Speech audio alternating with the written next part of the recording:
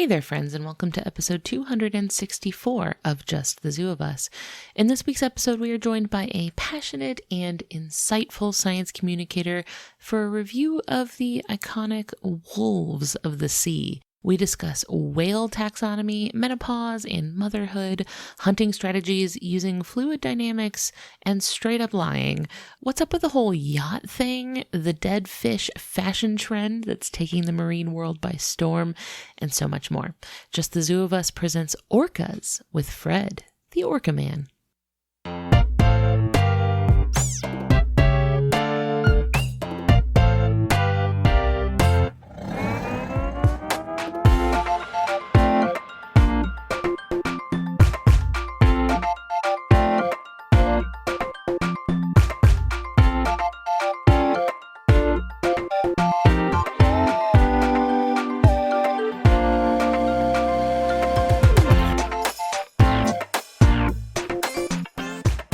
Hello, everybody. This is Ellen Weatherford with Just the Zoo of Us, your favorite animal review podcast. I'm so excited this week to be bringing you all a new friend that I'm so excited to talk to. This is Fred the Orca Man. Hello, everybody. I am so happy to be here. I'm so happy to talk to you. Real quick, what are your pronouns?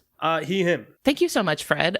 Before we talk about our amazing animal for this week, I would like to talk about you a little bit. What does your work look like alongside these incredible animals? It's a great question, and so it's kind of twofold. So my work alongside of the animals is largely trying to learn as much as I can for the research that's currently happening. So a lot of what I'm doing is kind of diving into the global state of killer whales, so to speak. So that's conservation, research, different things happening with captivity that are going on with regard to either policy or transfers and things like that.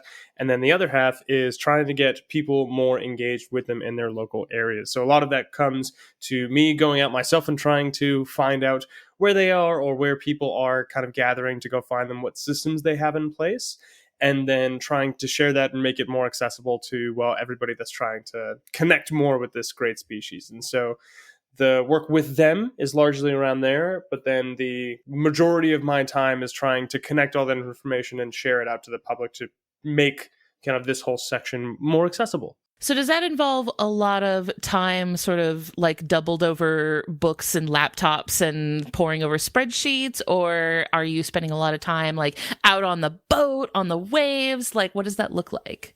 Yeah, so largely what I'm doing is poring over books, research papers, talking to people within my community and new friends like yourself and otherwise, but like people that are working on in and around killer whales to get a better understanding of what it is that they're doing, the reasons why, and then trying to communicate that to the public. So online, I've been doing that through TikTok and Instagram largely. I've got a podcast of my own where I'm starting to put some of that more information out, and then otherwise to doing like I said, blog posts on websites and trying to find different avenues to get people involved. We love science communication. It's kind of cool and fun. And one of the biggest things where like I'm trying to become the person that I wish I had when I was like interested, but didn't have the like hours upon hours to sit down and pour through the resources or try to sit down and understand deeply scientific concepts to be able to boil them down to a level for not only myself to understand, but to be able to like also explain. Growing up, were you a marine biology kid? I was, and I'll out myself here kind of proudly. I was a marine biology like killer whale trainer kid. I was a Free Willy kid at my core. Yes. And so that was my big kind of direction. So it wasn't as much, marine biology was an avenue to get into killer whale training initially was my thought. I was like, oh, of course, this is the right avenue.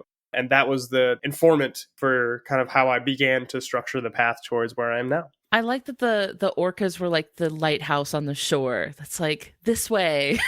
Yep. And I'll admit, like it's been just orcas since the beginning.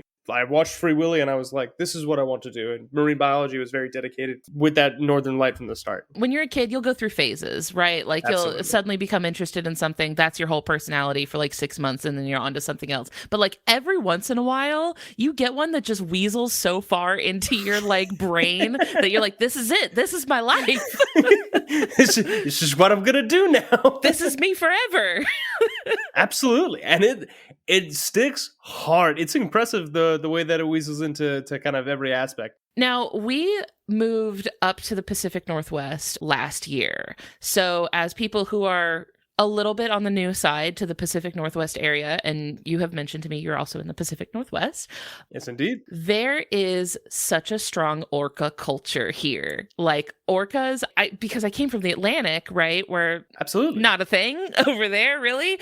And so coming over here and realizing quickly, like I even my public transit card. I don't know if you spend a lot of time in Seattle, but Orca card. the Orca card, it's the card that you Absolutely. take to use public transit in Seattle, and I'm delighted every time I get to use it. But there's like orcas in like all of the art and logos, and like Absolutely. there's such a strong orca culture here. Is that something that you grew up with? Not at all, actually. Because I grew up in Massachusetts. I'm happy to share that myself. So also an East Coast coming from the Atlantic. East Coast, yes. Absolutely. Absolutely. I will also clarify Atlantic has like orcas around, but none that I was ever aware of until I came here after like 6 years of being here. I'm like, there's one that hangs out around Massachusetts and New Brunswick, and then another that is, or there's another population that's down by the Gulf of Mexico. But besides all of that, I didn't know that there was kind of this deep-seated orca culture around here until I showed up. And I wanted to come around in about 2014 was my first time kind of introduction to this area. And I came specifically to see orcas. I luckily did. And all of a sudden that opened my world to, this is where I want to be. Everybody's celebrating. This is the place where stuff's happening. That's cool.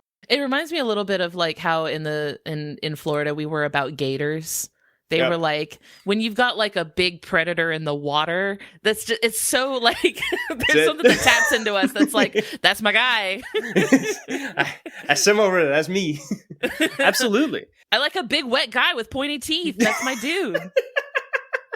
I might steal it. That's amazing. But it's exactly true in a lot of instances around here. The thing that I've come to find and I've actually become more interested in since I've gotten here too is that wasn't always the case.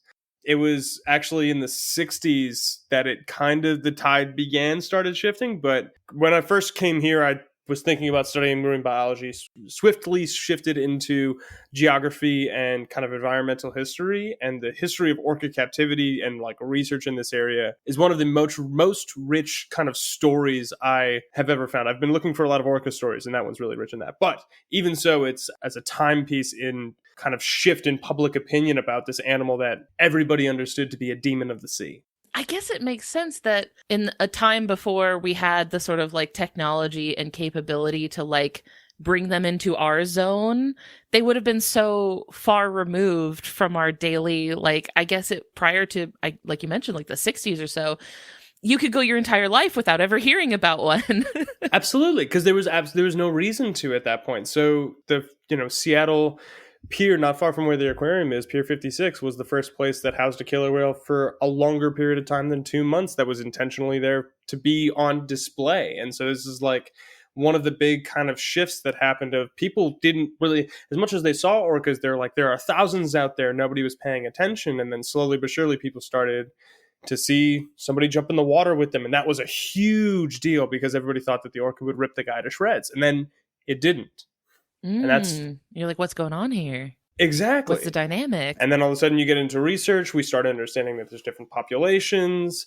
All of a sudden people are starting to see them and understand them more. There's more connections that can be made, and that kind of takes off and to become, an identity of this area. Is it very challenging to see them? Because I keep hearing people say, I saw one in the Puget Sound. I saw one in Elliott Bay. I saw one. I was just walking down the street and I looked to my left and there was orcas out there. To this day, I have not seen one. Is it like hard to find them? I can point you to an orca within the next month. This is going to be my goal. I am going to sit down right now. As of today, I'm going to make it my goal to get you to see one for that. I gotta see these guys. And by then, I just mean giving you in the resources. Because it's so possible. One of the things that I have developed this year is like one of my big goals was a land-based whale watching guide around this area, because there are orcas here all the time, like to the degree where I have friends that are by Seattle. They know the points where to go. There are also Facebook groups that are completely dedicated to following whales every day as people see them and where they're going and otherwise. And if you have an orca card, that means that you can get to a place where orcas can be seen. As much as people do see them kind of in their passing, I've seen them on the ferry before, I've seen them otherwise, that is like a rarer occurrence, but if you're around the area and you're paying enough attention, there will be a day where orcas are within a mile of you that if you're paying attention at the right time, you can go find them very easily. And that's all year round. I know it's late in the game to have a New Year's resolution, but my end year's resolution, the 2024, by the end of the year, I got to see one of these guys. Yeah, and it's very easy to make it happen. I have got a lot of friends that are kind of doing this all the time. It's a blast. And orca watching and like chasing from land is one of the most fun things to do, which is also like, I think it doesn't cost much. Like whale watches are like $200 a pop, whatever. But for this, it's like you can follow them for a good while as they're going down the coast. It's no problem. It's Pokemon Go. It's Pokemon Go.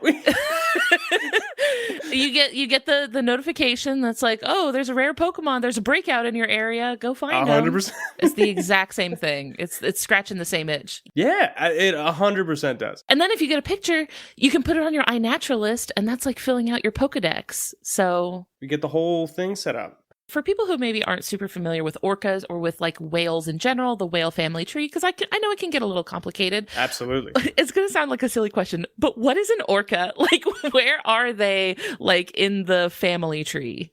Yeah, it's such a great question, especially too because we call them killer whales.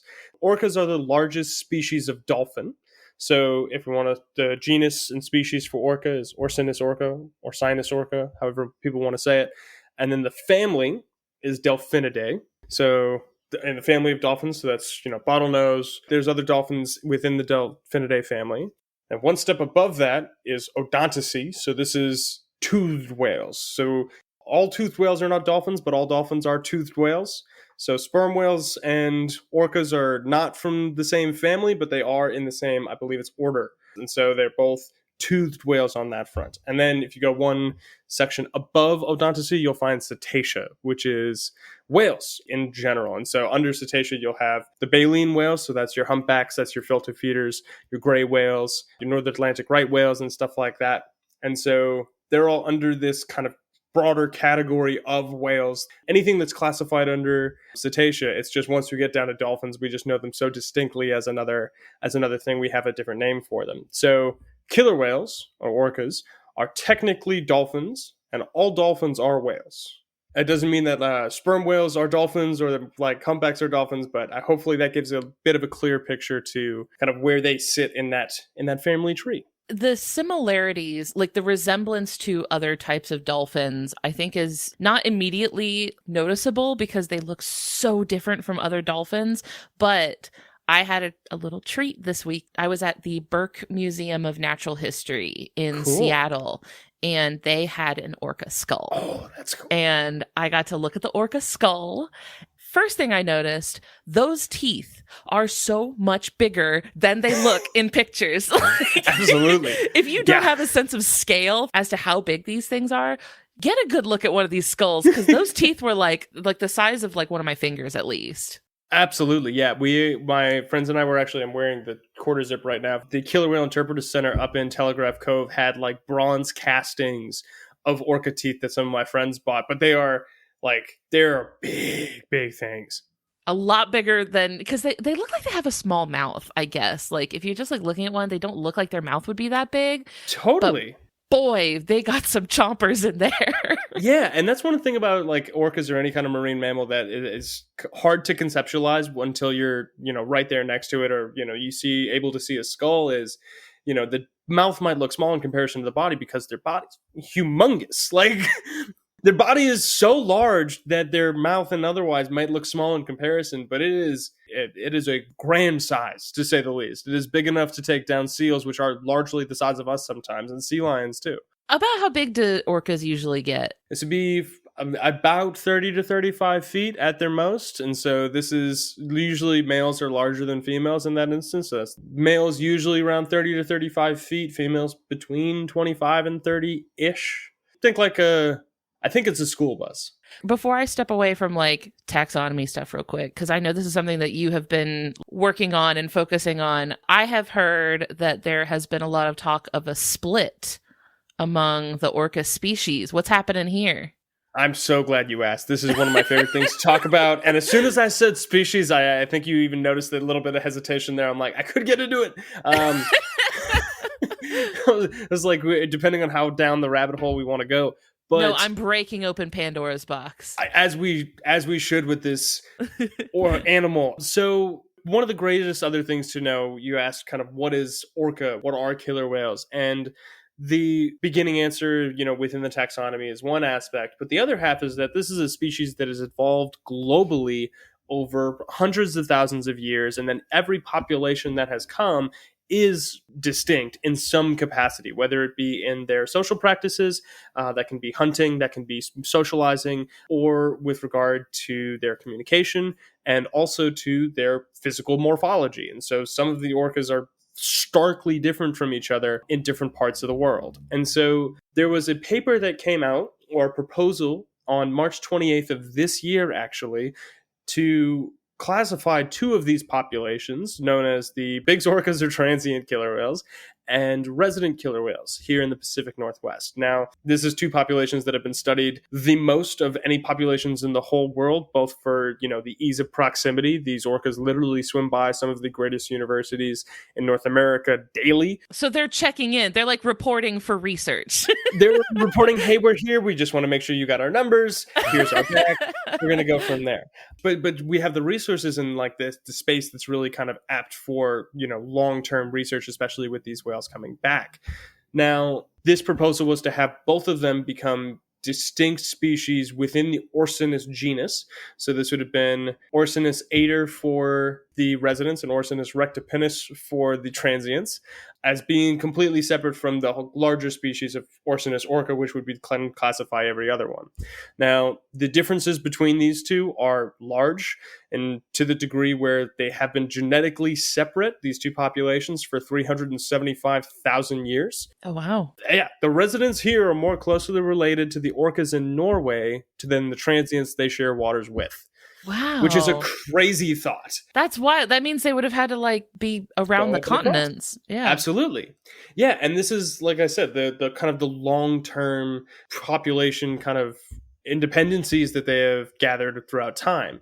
And so these two populations are genetically distinct. You won't find them in the same waters as each other, and if you do, they very much stick to their own and quietly move in separate directions in one way or another. So the transients in this instance, they are the marine mammal eaters. Those are the ones, if you ever seen an orca punt a seal, probably a transient. If you've seen an orca kind of go after a sea lion, that's probably a transient, or harbor porpoises within this area specifically. This is like thinking Alaska to about California. They don't have a reputation in the area to uphold. They can mess with people. They're like, man, I'm not going to have to deal with the consequences. I'm moving on. It's fine. Burn bridges. Who cares? 100%. And then the residents around here will be the ones who eat fish. So those are our fish eaters, salmon. We hear a lot about Chinook salmon in this area, and our endangered population, the southern resident killer whales, that's like engulfs them, as well as northern residents, Alaskan residents, and otherwise. The distinction was made between those two. They communicate differently. There's different kinds of populations. They're genetically distinct. Morphologically, the transients have evolved to have bigger teeth to be able to hunt bigger prey and larger jaws in order to do so. You know what it kind of reminds me of, the way you described the sort of differences in the behavior between the two? What do you got? It feels like when you're a local in a city and you're taking the train or something, and there's a really big football game in town, and a bunch of randos from some other city all pile on the train, and they're being rowdy, and they're being, and they're going hard, they're being loud, and you're just rolling your eyes, and you're at least they'll be on soon. Yeah, I guess they're here for now. They'll be over there. They're going to do their thing. They're going to leave, I think. The traffic's going to suck for a couple days, but, I wonder if the orcas are rolling their eyes as they pass each other. They're like, ugh. Yeah, how dare they take the space? Well, anecdotally, it's understood that the transients will get out of the way of the residents, who, in fact, are the loud, chatty ones in general within the water. So I think there's some validity to it. I like the respect. That's all right, you know what? This is your neighborhood. I am going to yield. Yeah, we'll let it be for the moment. to finish the thought on the proposal, it actually sadly didn't go through, which to a lot of us within the space are like, why? Because we know that they're not the same functionally, and they deserve to be able to have that distinction. Meanwhile, they'll let there be 30,000 types of beetles that are like indistinguishable, and like you need an electron microscope to tell the differences between these beetle species. And they're like, no, those are very different. Yeah. I'm curious to see what the ecosystem looks like for people that are studying beetles, because I know for whales, it's definitely a lot of, everybody's very excited about all of them all the time. There's a lot of conversations happening at any point. And they're very visible too, right? Like, oh yeah, you see whales, you're posting that on Instagram. You like probably a wealth of sightings and a lot of like community science you can probably get from absolutely just how noticeable they are. That's actually the way that the research began too. So, back before the internet, when they were initially capturing whales, this is like the place where captive orcas originally began. People were literally creating companies to go out and capture them for marine parks. But the governments wanted to know, because it was a fisheries stock, how many there were, so that like they could do it sustainably one way or another. So they hired a guy out to go count the whales in 1971. And so he just sent a piece of like everybody paper along the coastline and was like, fill this out on August 1st. Tell me if you see any whales and ship it back to me. And then I'll do some counts. And then they do that after a few years, and started getting an idea. But literally, it's like just lining up the coastline. Everybody gets their piece of paper. I saw a whale today, and whatever day that was that they decided, and then ship that off to start the counts. See, if it had not iNaturalist, or if they had Instagram, really, that would have been great. That's it. That's all they needed. Hey, if you see an orca, just post it. Let me know where it is. Yeah. Oh, I'm posting that immediately. Yeah, I'm taking 20,000 pictures. It's easy to get excited about them because they are so cool. Like they're so fascinating to watch. They're charismatic, right? Like they're visually very pretty. Like they look cool. Absolutely. If this is anyone's first time listening to this podcast, our whole deal is that we rate animals out of 10 in different categories. We've actually done this for orcas in the past, but it was 5 years ago, and it was during a live show. We only gave them, half of an episode, only gave them a single segment. I figured we could dig quite a bit deeper. I think there's a lot more to talk about orcas than we got a chance to go into. Plus, it was 5 years ago. We all need a refresher. So the first category that we rate animals on is effectiveness. This is tools built into their body, adaptations that their body has made, like physical traits that let them thrive in their environment, let them take advantage of opportunities, let them capture their prey, not become prey themselves. Fred, what do you give orcas out of 10 for effectiveness? I am so excited for all of this and to defend myself against the masses of orca lovers, but I'm going to go like 9. I'm so I don't shocked. think they get a 10. And I have my reasons. Okay, I'm going to hear you out on this. Let him cook. Let him cook. I got it. I was a chef before this. So orcas, as like I said, they're distinct into populations. And so there are various populations around the world with different hunting techniques. And they are at the top of their game. That's for sure 9 to 10 range. Not a question in my mind. We've all seen them go and hunt seals in the Antarctic by breaking over ice caps. That's incredible. Maniac behavior. Insane asylum. They are crazy. And to be able to figure that out, let alone perform it in the first place, is absolutely, besides anybody. But they do that. They slap stingrays. They go onto the beach to hunt baby seals. They are effective at what they do a lot of the time. I'm hearing a lot. I'm not hearing all. Exactly. And so there are certain instances where orcas have been known to be really stubborn, if you would. No. Yeah.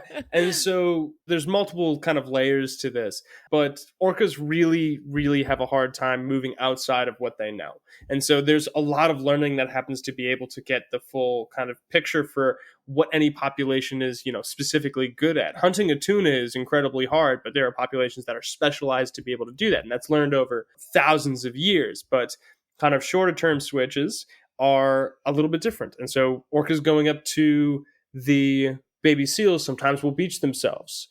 Other times, orcas will go hunting seals, and this happened recently in Alaska, and get themselves trapped in a large saltwater lake and then not be able to find their way out of it, that they need some help in order to do. And so we were able to get them out, but there's things like that where there's definitely, I believe that there's space and room for improvement in every species, including our own. And I think that that does translate to the orca in that instance, because there's definitely some times where you look at them and you're like, you could get out of this one way or another, and They're like, I you're don't know. rooting for them. Yeah, like but I wanted to I don't see have it. hands. Yeah, exactly. Exactly. It reminds me of like a video game boss. Like a video game boss will be like huge and really intimidating and kitted out, and they'll have like, 1,000,000 giant guns or something like that. But then they have like one giant glaring red weak spot. Exactly. 100%. Or like you'll have to like manipulate the environment, like, oh yeah, they're huge and covered in like knives and stuff, but like there's also a boulder just above them. Yeah, like turn on this magnet over here.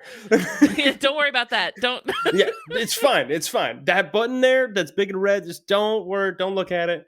Yeah. They're the what is it? The big bad of the ocean. They're the final boss at the end. Truly, and I think that as much as there is no predators for orcas, the biggest kind of conundrums they come up to is themselves. So we've done hundreds now of episodes of this show, and I feel like every single time we talk about an animal that lives in the ocean, when we talk about like what their predators are, like you can just assume orcas on the list. 100%. If it's in the water, they're gonna take it. Yeah, large chance that an orca at any point will figure something out. And then that's the other degree here, where we'll have our resident killer whales who eat fish, and there's depletions in fish stock, and there's a lot of seals that are around, but they wouldn't even dare to try hunt or eat one because that's their other guy's food. They don't want that. Are orcas are they going slow or are they going fast? Orcas, they move faster than humpbacks usually, so they'll slow down to sleep. Orcas and most whales will sleep with half their brain at a time, and go into a resting state on the water, and so with that they'll go very slow. It's a behavior called logging, but otherwise they're moving at a pretty fast rate. So I'm pretty sure in the water they can make it up to around 30-ish knots, which is very fast within the ocean, so they can speed up. But at any rate, like, they are probably swimming at what we would consider like a pretty hefty jog to like keep up with them if they're moving, and if they're kicking up into gear to like really start traveling, they can go pretty quick to a point where it's hard to keep up. You want to really, and this is an advice for anybody going land-based whale watching, be in an area where you can know that they're coming and can like see them coming from far away, because then you'll get the longest amount of time. You don't necessarily want to try jumping behind to try to find them. You want to get ahead. You want to stick in one place to be able to see a full pass through. And so, again, I'm going to say this a lot during this podcast, but population deficient. Some populations move faster and, more nimbly than others at a regular pace. After I saw the skull with the teeth in it, I was like, I cannot imagine a more terrifying fate than one of these barreling towards you at 30 knots. Are you kidding me? Yeah, that's a whole different game. You're cooked. Yeah, you're done. You're done. You're done. In the water. You're so done. There was, I think you'd appreciate this, like now you're up here too, there was a gentleman who was around the San Juan Islands who was kayaking once, and he saw a pod of orcas go by, and he was feeling real excited and real brave. I would need a change of pants immediately. Well, he jumped out of the water, like out of his kayak into the water, and just like, I want to swim with the orcas, and one beelined it at him, like full speed. I changed my mind. I no longer want to swim with the orcas. Not at all. So he, pooped himself and then got back into his kayak and went in. But because these species are known so well and that is illegal within this area, he was not only pooping himself, but also was handed a like $11,000 ticket. It ain't worth it, y'all. No, it's not. It's not. It ain't worth it. You don't want that smoke at all. I'm sorry, y'all. There are two bad outcomes. The only outcome is bad.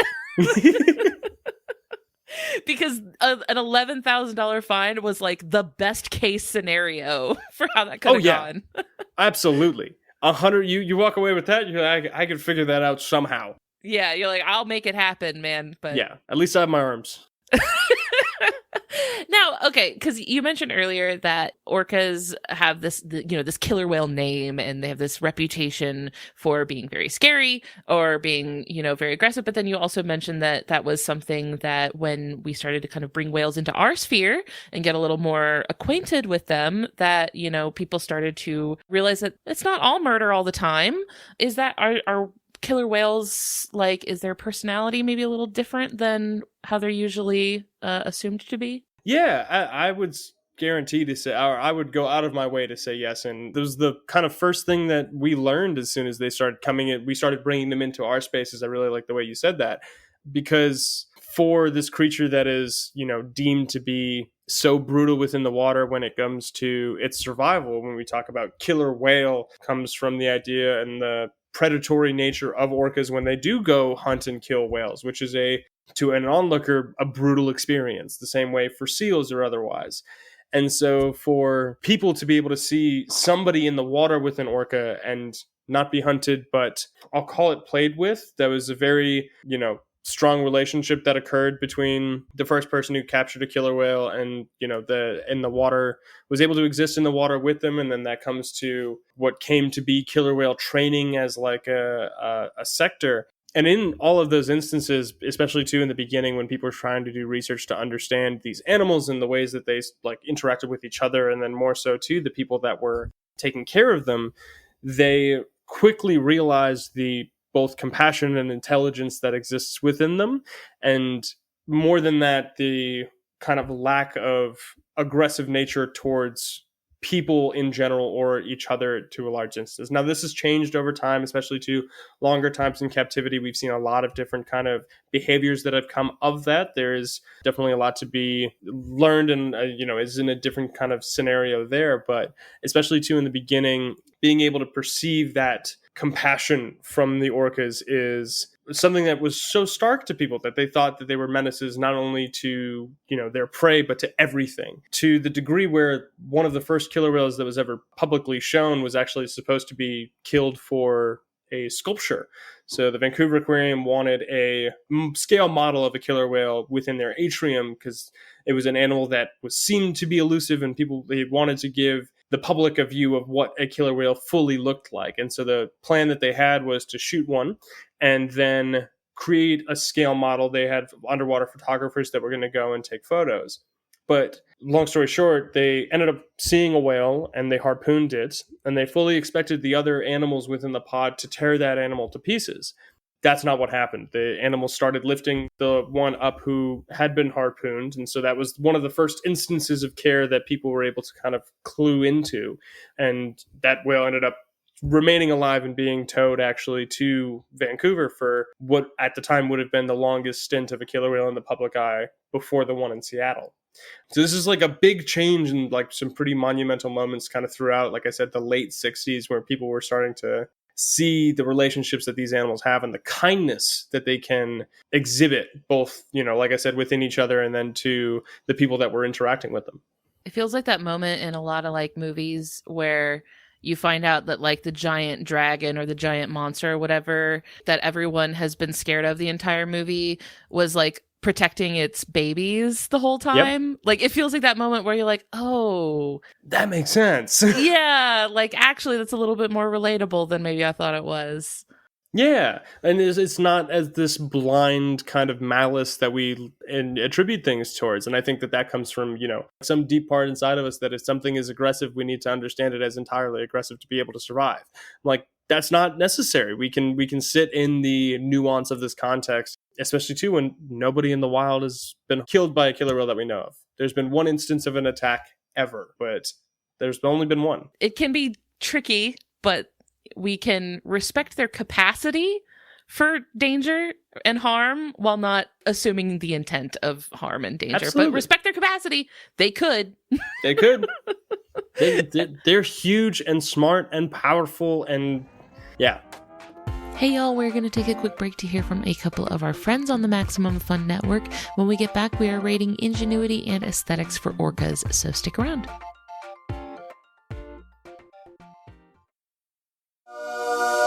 Somewhere in an alternate universe where Hollywood is smarter And the Emmy nominees for Outstanding Comedy Series are Jetpackula, Airport Marriott, Thruple, Dear America, We've Seen You Naked, and Allah in the Family. In our stupid universe, you can't see any of these shows, but you can listen to them on Dead Pilots Society, the podcast that brings you hilarious comedy pilots that the networks and streamers bought but never made. Journey to the alternate television universe of Dead Pilots Society on MaximumFun.org. Oh, darling, why won't you accept my love? My dear, even though you are a duke, I could never love you. You borrowed a book from me and never returned it. Save yourself from this terrible fate by listening to Reading Glasses. We'll help you get those borrowed books back and solve all your other reader problems. Reading Glasses, every Thursday on Maximum Fun. Since we're talking about, their behavior and the ways that sometimes when you spend time really observing and really getting to know what they're actually doing, there's more there than maybe people thought for a very long time. This brings us to the next category we rate animals on, which is ingenuity. This is things that they're doing, behaviors, ways that they're solving problems that they face, ways that they're maybe navigating their world. What do you give orcas out of 10 for ingenuity? Now, this is where we get into what naturally is the greatest state, which is a 10. And I stand by this one of... They're cleaning up, because this is I have a very vivid memory of being a little kid, and my great-grandmother had this stack of animal information cards. I've seen them pop up on nostalgic Reddit stuff from time to time where people would find their old stash of these animal fact cards.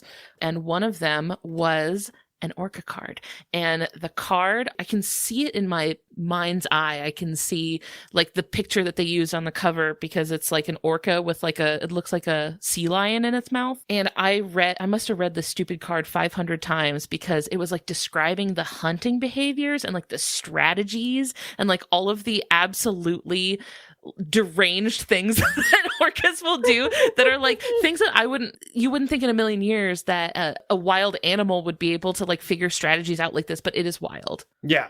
One of my favorite stories of the kind of the beginnings of orca research around here was there was a professor from University of British Columbia that was working with an orca in the aquarium. Her name was Skana, and he was putting her through, he was a psychologist, so he was trying to test intelligence, see different tests and things like that. And there was a point where she started scoring 0% on everything. If we've seen Miles Morales' Spider-Verse, yeah. So if you're getting 0%, you're saying I know what you want me to do, and I'm not going to do it. That's a statement. That is, I don't want to do what you want me to do. And for an animal to respond in that way, we know that dolphins are intelligent, but to have it be so stark in kind of a singular instance like that, I'm I throw my hands up. If they want to mess with us, it's fine. They've earned it, I think. Yep. And I think that a lot of their intelligence shines so much when you watch them as a group, because the ways that they play off of each other, the story you told just a minute ago of one getting harpooned and the other one's helping lift it up. So much of what blows my mind about their intelligence is having an awareness of the other members of their pod and how to work together. Absolutely. There's a function of that I think I find really interesting, and I think is indicative to the reasons why their social connections are so heavy. And it's in part to the fact that when an orca is born, these are mammals, right? They breathe air. And so when you have a orca that is just born, it relies on its mother to help breathe. That is such a kind of core tenet to, as humans, we've come to understand the amount of times that we hear about breath work or meditation or, really grounding ourselves within our body that's honed around that. From the moment an orca is born, is relying on the rest of it, not only for food, but for the consistent breath once every 15 minutes to be able to make it to the surface and know what they're doing. And so you can see largely within them too, that they're either doing it in patterns or sometimes they'll largely do it as a group. And it also too, in that instance, can at least provide a space for, connection and intimacy as a unit more than any creature on land would necessarily allow, I think is what I'm trying to get to. I'm glad that you brought that up, like the thing about like them being born and needing, like relying on support from their mothers and from the rest of their pod. Like it's tough out there if you're a baby that needs Absolutely. to breathe and you're in the ocean. It reminds me of, I just did a video on this like a few weeks ago. It was something that kind of blew my mind a little bit, is that orcas are one of like very, very, very few species that undergo menopause. Yes. They have menopause where they reach a point in their life where they stop reproducing, but not for like a health reason. It's not like the end of their life or something. Like most animals will just kind of keep reproducing as long as they can. Or if they're like an octopus or something, you reproduce just the one time and then that's it. That's the end of the line for you. But anyway, like you reproduce as long as you can, basically. But like orcas, and it was like a few other species of toothed whales and humans, and like just them.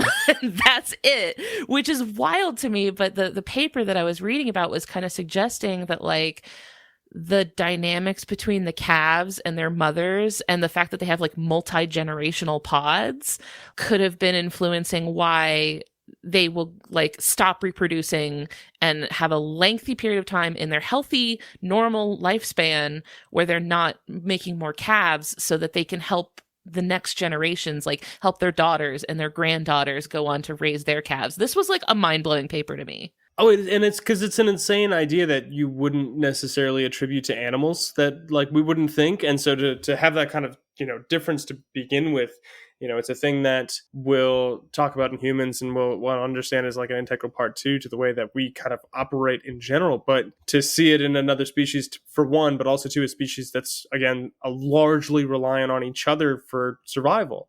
Because, we talk about the wisdom of the people that are older and have, more experience within our own lives, and to be able to translate that, especially too for an animal that's able to live, not necessarily the same as human years, but pretty akin to, females living up to 60, 70 years, some even more potentially. It is kind of a beautiful thing to be able to have a family structure that allows for, that kind of learning and, consistent upkeep. I heard that orcas would hunt seals because this, the seals, they see an orca coming, they're like, oh no, and we're going to get up on this ice. Like that's going to help because clearly, thing in water, get out of water. So they jump up on this, big piece of ice or something. And what I had heard was that the orcas would swim to either side and like push it to rock the ice to like get the seal to like slide off the side so then they could get it. Yeah. So ingenuity exists. This is wild. Yeah, the Antarctic orcas are ridiculous for the ways that they go about their avenues to get seals off of ice in this instance. The rocking, I'm not surprised. They definitely have been known to like move up and try to like push not a full iceberg, but a small enough one to be able to get a seal off of. That's definitely been seen. If you watch, I think it's Animals Up Close with Birdie Gregory on Disney Plus.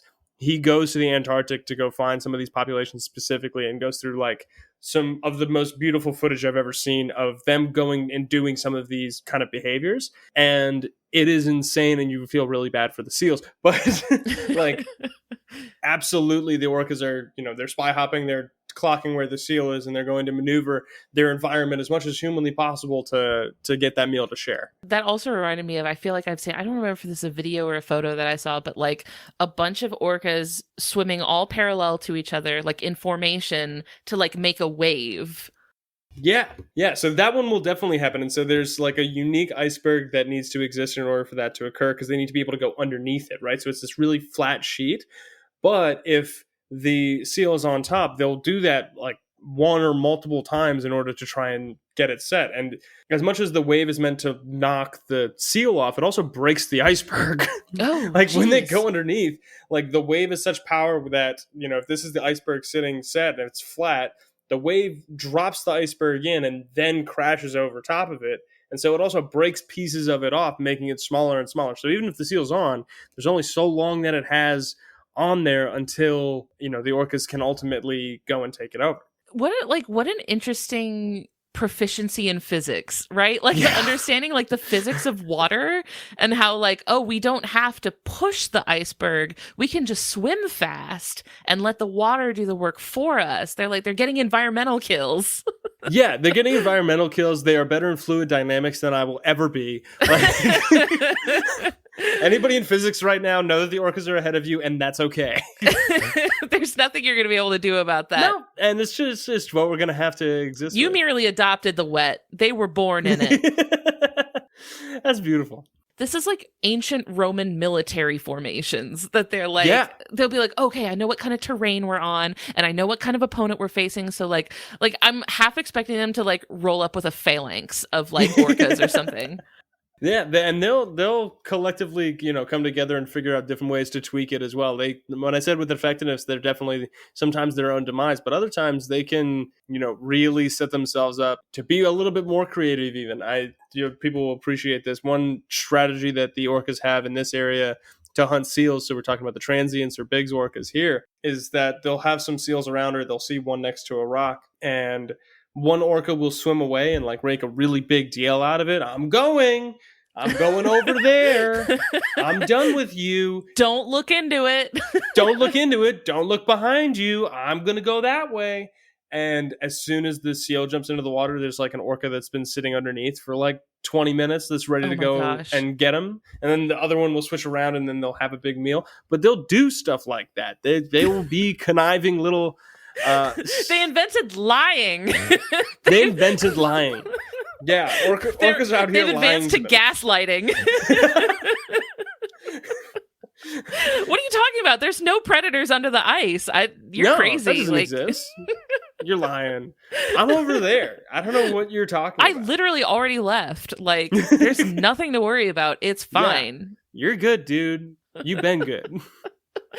I can't move out of ingenuity without talking about also something that I have heard come up a few times, which is like groups of orcas, like pods, like orcas that otherwise don't necessarily always roll together, but like learning from each other. Definitely. Because I heard about this with the yachts. I heard that the yacht thing was spreading and that there was some orca influencing going on. Absolutely. What's happening with the yachts? This is a great question. This is our Gladys orcas. So this is the population that has now taken down. It is somewhere between, I think it's like 8 and 12 yachts. And when I say yachts here, these are like 15 to 25 feet sailboats specifically. So this began in 2020 with a few animals. And they were getting really excited about the rudder. So the spade rudder on a vessel, especially a sailboat, is made to help give direction to the boat. So it can turn on, specifically one axis that's trying to get the boat to go any which way. And the orcas figured out that if you move it, you can play with it. And so it's a really fun toy to engage with.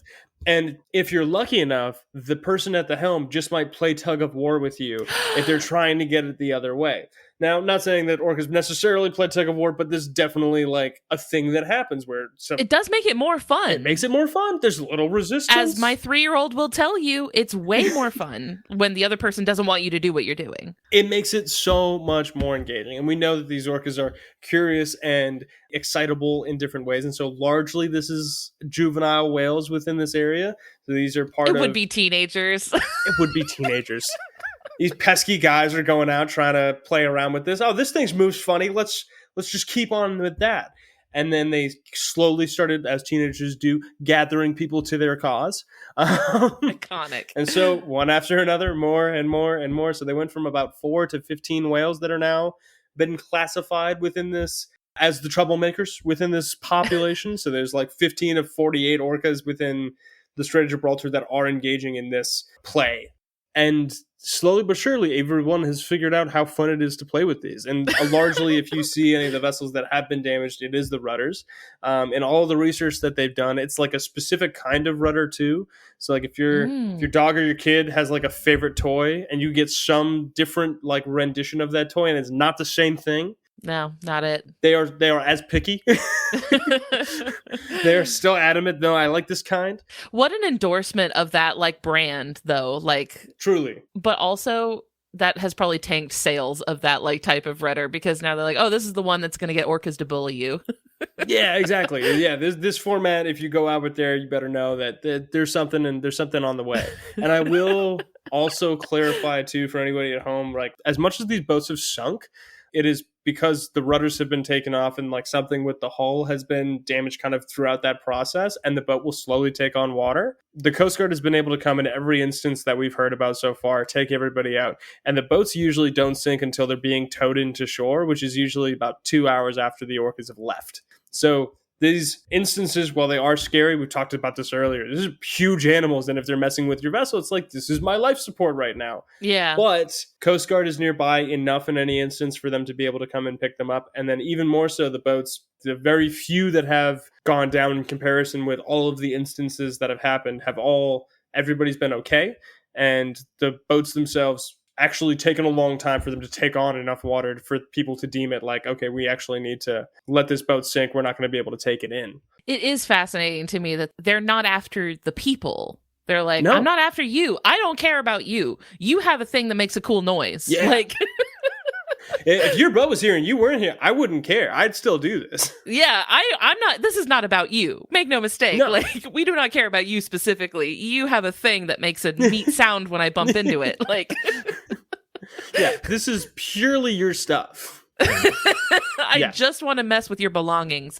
And not for food, not for survival, not No. for any need. just for Because, fun. like you mentioned, if this started in 2020, like the yachts were sitting there for decades, that the orcas were like, hey, have you thought about? Like, I wonder if we tried. Yeah. have we tried messing with these?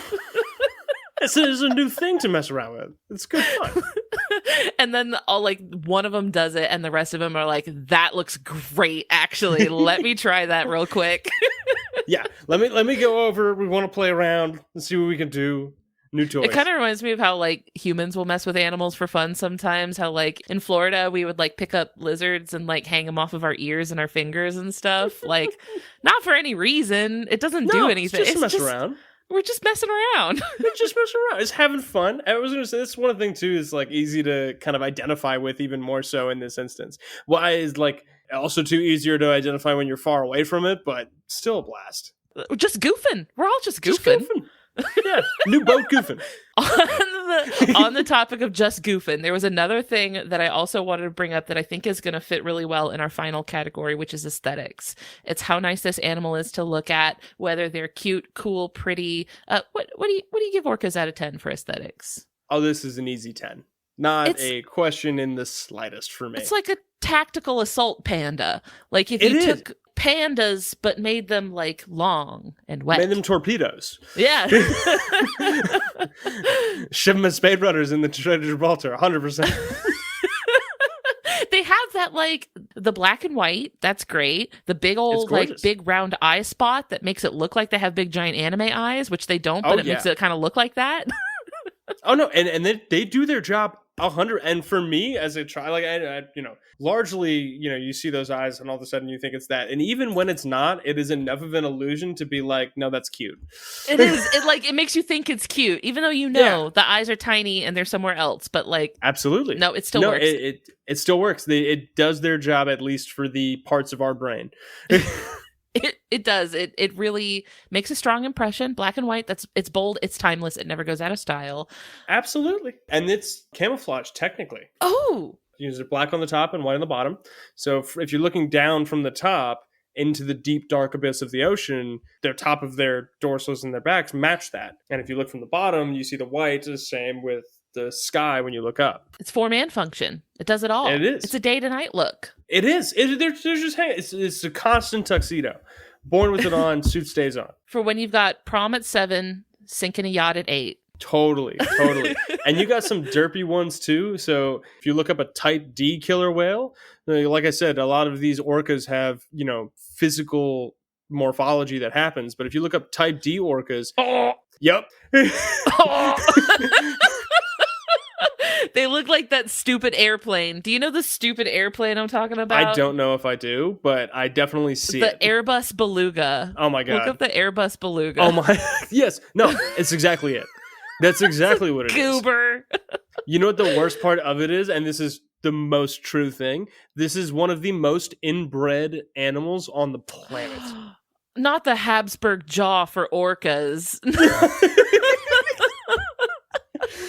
Not the big melon head and those small little eye patches. Oh no, this poor Not the guy. coin slots. It's sad. Why'd they look like that? I think it might have to do with cousins. Research came out, I think, last year that they are one of the most inbred populations of mammals in the world. Y'all, there's other orcas. Yeah. There's other orcas. You can go They're nearby them, too. find other ones. Yeah. Oh, Not for them, though. What a choice. Mm-mm. What a choice. I wonder if that like big old melon has to do with their echolocation though. Like, is it something that like is affecting the way they echolocate? It very well could be. I am not 100% sure. I don't know that if it's a bigger melon or just a weird face. It does look like more like a beluga than any other, orca that we were talking about torpedo shape before. Very conical, but this is a whole different game. Yeah, I'm gonna go ahead and shift focus. This one is gonna be kind of the weird cousin on the orca family tree. They're like, yeah, that one's also here. But the rest of us look great. Yeah, D has been hanging out. They've got their little pocket in the Southern Ocean. It's fine. So the reason I wanted to tie in the like learned behavior and like the ways that they kind of like learn from each other and take cues from each other into aesthetics is because of the salmon hat situation. Everybody's favorite. Can you talk about the salmon hat? Yeah, so the salmon hat. It's my favorite story, I think, in the whole world. It's so cute and so funny. And also, too, like you said, tied into this idea of orcas having kind of fads. And so the resident populations here in the Pacific Northwest, like I mentioned before, eat fish. And so as they're doing their thing, sometimes people will end up having fun and messing around. And I believe in the 80s, there was some orcas that decided to start, once they were finished eating, putting it on their head and hanging out. Just like bopping around for the day, showing off their new prize. Who among us? Absolutely. Who among us hasn't put bugle chips on their fingers and like...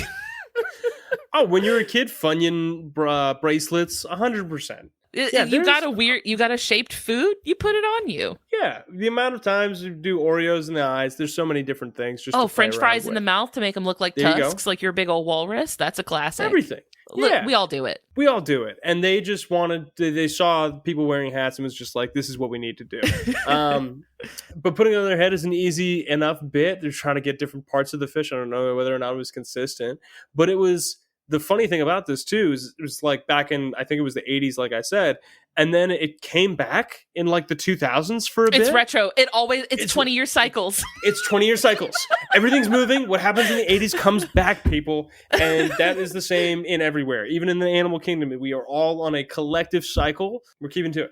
Y2K is like having a moment right now, so I bet you keep an eye out. You're gonna see salmon hats again. They're coming back. It's gonna occur. We got a few years. Hello, it's me editing this episode with an important fashion update. Literally the very day we recorded this episode, orcas swimming past the Kitsap Peninsula in the Puget Sound were photographed wearing a salmon hat. I am choosing to believe that we manifested this trend back to life. Or did it just never really go away? Anyway, back to the episode.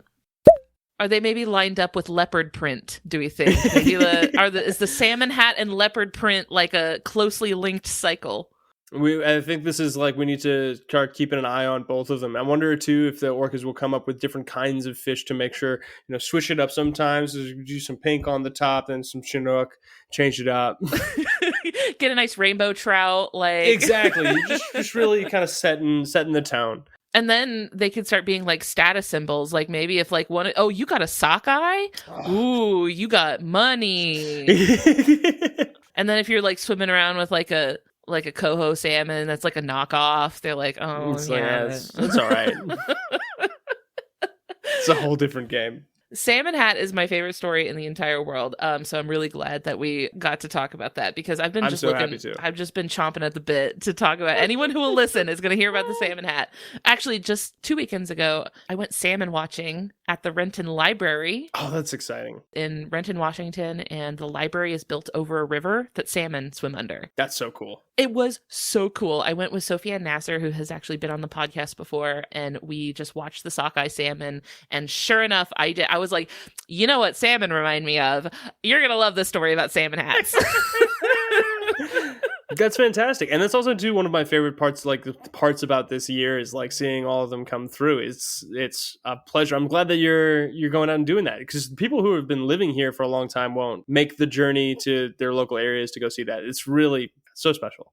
It's fun. Go have fun. Yeah. Make it like a fall thing. You know, like you go to a pumpkin patch, you go to a corn maze, you go to a river and watch salmon. Like, It's an easy fall thing. Reason to get outside. you get your little hot drink and you get your little sweater on. Like, make a little trip out of it. No, totally. You get I was going to say salmon too, especially too as they're going upstream, get very angsty. You have a little twilight moment. Everything exists. Well, Fred, I have had so much fun talking about orcas with you. I cannot thank you enough for sharing your wisdom and your knowledge about these amazing creatures. Before we wrap up for today, I would love it if you could let people know where they can find more of your work. I appreciate that. You can find me at the Orca Man on Instagram and TikTok. And then my website is theorcaman.com, straight and forward. And so on there, you'll be able to find a land-based whale watching guide. So if you want to go see whales around the Pacific Northwest, that is the greatest kind of amalgamation of resources that I've been able to find myself. I'm working on updating it too, hopefully adding a few more things for next year to get you a little more connected with the world of orcas. And if you have any questions about orcas, feel free to reach out to me at any of those places. I'll have, messages available and otherwise, and, always excited to help point people in the right directions. Awesome. I will have links to everything also in the episode description so that anybody listening can just scroll down and click through the links, go follow on socials, keep up with your work. Fred, thank you so much for being here. I've had an amazing time, and we will talk to you later. Bye. I'll see you later. Thank you so much for having me. It's been really such a pleasure. See ya. Thank you all so much for listening. I hope that orcas have crashed a wave into your heart. If you liked what you heard, I hope you leave behind some kind words for us in a review on your podcast app of choice. If you want to hang out with us online, we're on Facebook, Instagram, Discord, Threads, TikTok. Links to everything will be in the episode description. You can also send me an email at ellen@justthezooofus.com if you have a cool animal you'd like to hear us talk about on the show. We would like to thank Maximum Fun for having us on their network alongside the other amazing shows like the ones you heard promos for earlier in this episode. You can go check those out and learn more about the network and how you can be a part of supporting our show and get access to our monthly bonus content over at MaximumFun.org. Finally, we would like to thank Louis Zong for our theme music. That's all we got for today. We'll see you next week. Thanks. Bye.